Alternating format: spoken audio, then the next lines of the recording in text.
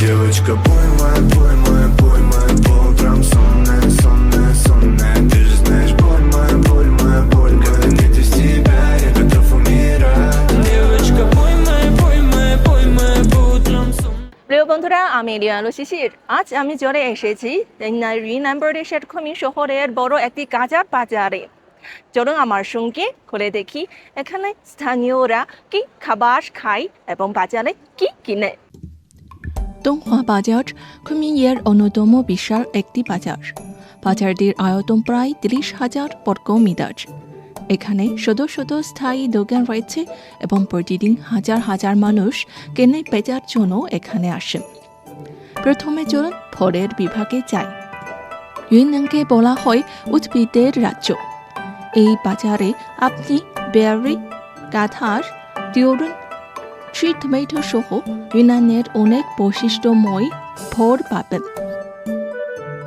এখানেও ফলের রাজ্য হিসেবে পরিচিত। এখানের যে ফলগুলো শুধু সুস্বাদু তা নয়, তার দামও তুলনামূলকভাবে কম। এবার চলুন মাশরুমের বিভাগে। ইউনানের চীনের সবচেয়ে সমৃদ্ধ বুনো মাশরুম রয়েছে। প্রতি বছর 900টিরও বেশি প্রজাতির বুনো মাশরুম বাজারে আসে। ইউনান মানুষ মাশরুম খেতে পছন্দ করে, আর এই বাজারে প্রচুর ধরনের বুনো মাশরুম পাওয়া যায়।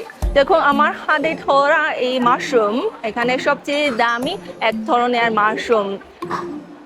1 কেজি দাম হতে পারে 1000 ইউয়ানের বেশি। সবশেষে আসি মশলার বিভাগে।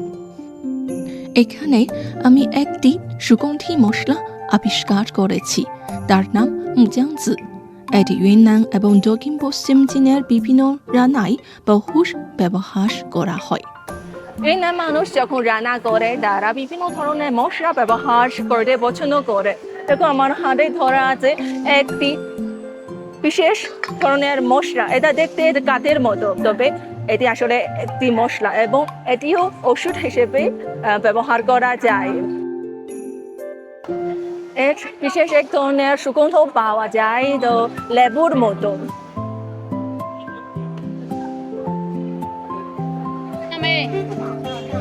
ফল, মাশরুম ও মশলা, এই তিনটি বিভাগেই ইউনানের প্রাকৃতিক সম্পদ ও খাদ্য সংস্কৃতির সমৃদ্ধির প্রতিচ্ছবি। দংহা বাজার যেন এক জীবন্ত ইউনান খাদ্য উপকরণ জাদুঘর, যেখানে মানুষ শুধু বাজার করতে নয়, ইউনানের স্বাদ ও সংস্কৃতিকে কাছ থেকে অনুভব করতেও আসে।